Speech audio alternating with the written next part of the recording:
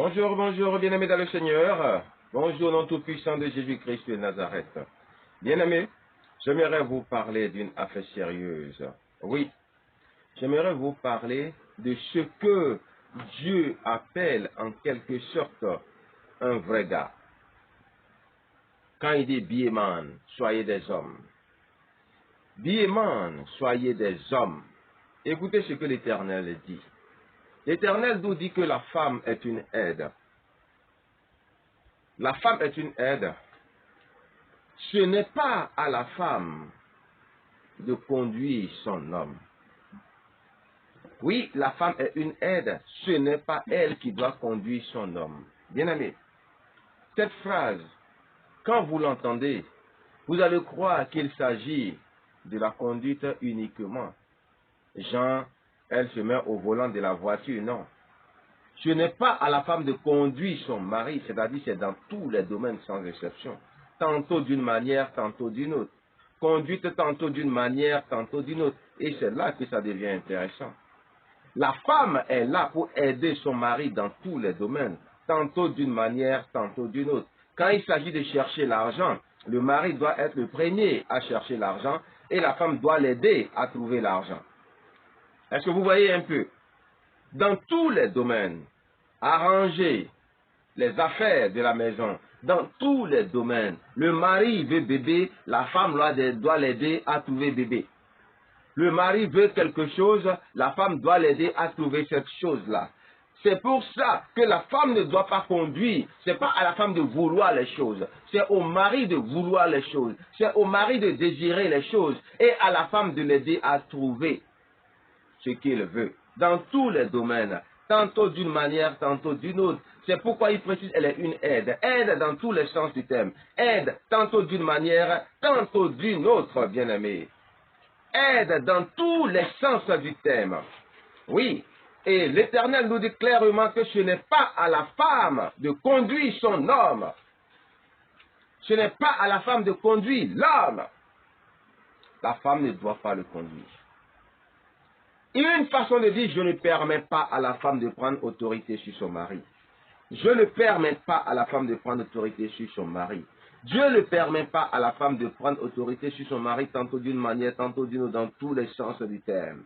Dieu ne permet pas. Mais, vous savez, comme je vous l'ai expliqué, les choses de Dieu ont des exceptions. Et c'est pourquoi l'Éternel dit ici, sauf, bien sûr, en cas de besoin.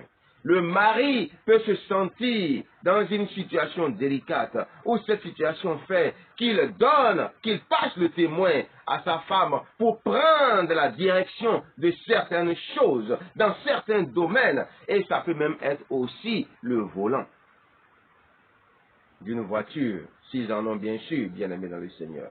Donc, comprenez par là que c'est très, très, très important, bien aimé dans le Seigneur, que c'est exceptionnellement que quand l'homme est là, qu'il délègue à la femme dans un domaine tantôt d'une autre la responsabilité, le leadership, c'est-à-dire la conduite des activités, parce qu'il est occupé à faire quelque chose où il ne se sent pas en capacité de prendre la direction, de conduire les choses, tantôt d'une manière, tantôt d'une autre, ou d'exercer le leadership.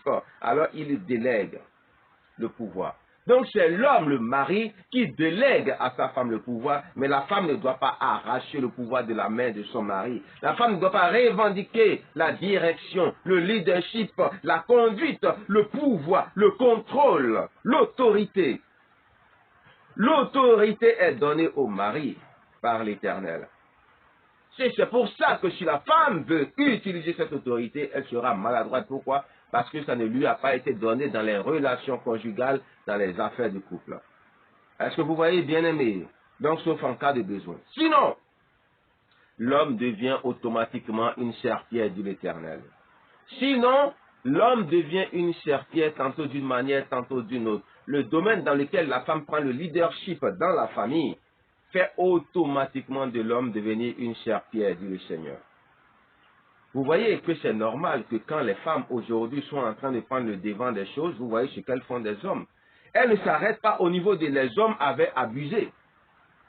La femme ne dit pas l'homme avait abusé et nous avons revendiqué nos droits pour que l'homme devienne aujourd'hui correct. Et comme nous-mêmes nous avons vécu les persécutions des hommes, nous avons vécu les injustices des hommes. Maintenant que nous-mêmes, maintenant, nous sommes des leaders, les têtes de certains mouvements, nous allons être corrects. Les femmes ne disent pas. Elles disent écrasons-les. Écrasons les têtes. La femme ne sait que écraser la tête. Quand bien même on la mord au talon, elle ne sait que écraser la tête. C'est la seule chose qu'elle sait très bien faire. Écraser la tête. Est-ce que vous voyez, bien-aimés? C'est pour ça qu'il faut faire attention. Il faut faire très très attention. Et les femmes sages doivent faire attention à ne pas écraser la tête de leur mari. Faites très attention. Vous voyez, l'homme ne doit pas rester un assisté tous les jours. Dieu dit un vrai homme ne doit pas rester un assisté. Il ne doit pas être un assisté tous les jours. C'est à lui d'assister les gens. C'est à lui d'assister sa femme. C'est à lui d'assister toutes les personnes qui sont autour de lui. Il ne doit pas rester indépendant. Il doit être indépendant. Est-ce que vous voyez? Oui, pour être indépendant, il faut avoir plusieurs compétences. Donc, vous voyez, Dieu dit qu'il faut avoir plusieurs cordes à son arc. Il faut être polycompétent. Il faut avoir plusieurs domaines de compétences et non un seul domaine de compétences. Ce qui signifie que Dieu a donné à l'homme le pouvoir et la capacité d'avoir plusieurs domaines de compétences et non un seul domaine de compétences, contrairement à ce qu'on peut croire. Ainsi, on évite d'être frustré à chaque fois, tantôt par sa femme, tantôt par les autres, tantôt d'une manière, tantôt d'une autre. Parce que vous voyez, cela nous évite d'être frustrés, le fait d'être polycompétent. On se lève, on fait nous-mêmes ce qu'on a à faire. Et quand on demande à quelqu'un, c'est parce qu'on est fatigué ou on a juste besoin, voilà, qu'on nous fasse plaisir. Est-ce que vous voyez? C'est comme cela qu'on se respecte et se fait respecter. Quand un homme a plusieurs domaines de compétences et qu'un homme n'a pas besoin d'aide extérieure pour faire des choses, il se respecte et il impose le respect. Comme on le dit, la réussite impose le respect. Est-ce que vous voyez? Voilà. Un homme qui se respecte, qui est digne et respectable, doit être le capitaine de son bateau familial. Oui, il doit être le pilote de son avion familial, le commandant de bord, le chauffeur au volant de sa voiture familiale. Ça dépend de ce que vous avez. Est-ce que c'est le bateau? Est-ce que c'est l'avion? Est-ce que c'est juste la famille que vous l'avez? Est-ce que c'est la moto familiale que vous avez? Qui peut déterminer les différents degrés de richesse de chaque famille et les différents types d'affaires que chaque famille gère. Dans tous les cas, c'est l'homme qui doit être le pilote. C'est l'homme qui doit être à la tête, c'est l'homme qui doit diriger et gérer. Oui, travailler à ne pas être dépendant des autres, ni rester dépendant, doit être la préoccupation majeure de tout homme dans la famille du Seigneur.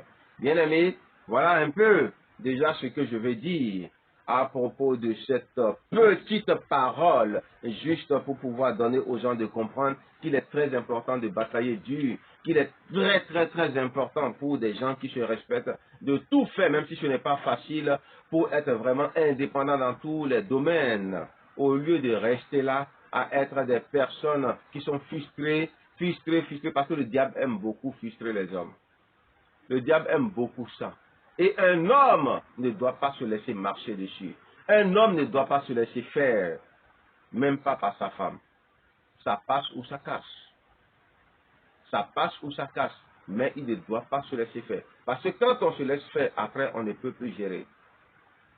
C'est lui qui doit dicter la conduite de la famille. Quand bien même il avait commis des erreurs et il a laissé faire, à un moment, il faut bien se réveiller parce que trop tard vaut mieux que jamais, bien aimé. Voilà ce que je peux vous dire. Au nom de Jésus-Christ, soyez bénis. Et maintenant, je commande que les hommes qui sont en sommeil se réveillent, prennent leurs responsabilités, jouent leur rôle dans la famille, afin que l'équilibre y soit, que le diable fuit de cette famille. Parce que c'est ma responsabilité de chasser le diable partout où il se trouve, que ce soit dans les églises, que ce soit dans les familles, que ce soit dans les ministères, dans tous les endroits, que ce soit dans les airs, sous la mer, que ce soit même dans les montagnes, dans les forêts, que ce soit même dans les milieux ambiants. Dégagez au nom de Jésus-Christ. Dégagez l'autorité c'est ce que vous devez demander à Dieu.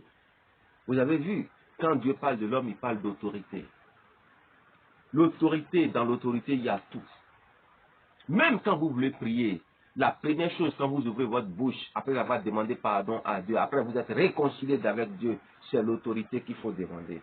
Parce que si vous n'avez pas l'autorité, je ne sais même pas comment vos prières peuvent avoir de la puissance. Quand bien même c'est la parole de Dieu qui fait de la prière une arme redoutable, il faut que dans vos paroles il y ait l'autorité. Parce que Satan ne connaît que l'autorité. Satan ne respecte que l'autorité. Et seule l'autorité qui vient de Dieu, qui est le prolongement de la droite triomphante de Dieu, s'impose à Satan et à ses démons. Donc faites très attention. Et c'est pourquoi ne laissez personne vous voler vos autorités. Manifestez vos autorités. Et quand vos femmes veulent vous empêcher de manifester vos autorités, c'est comme si elles vous tuent. Si vous n'êtes même pas capable de manifester vos autorités devant vos femmes, ce n'est pas devant le diable que vous allez pouvoir le faire. Vous devenez des inféminés spirituels.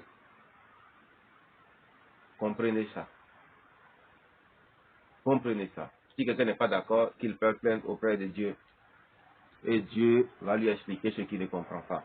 Maintenant, s'il ne veut pas aller au niveau de Dieu et il veut que je lui explique, que j'entre dans les profondeurs de l'arche pour lui expliquer les choses, je me ferai un plaisir de le lui expliquer au nom de Jésus-Christ, parce que je connais le mystère qui se cache derrière chaque parole de Dieu.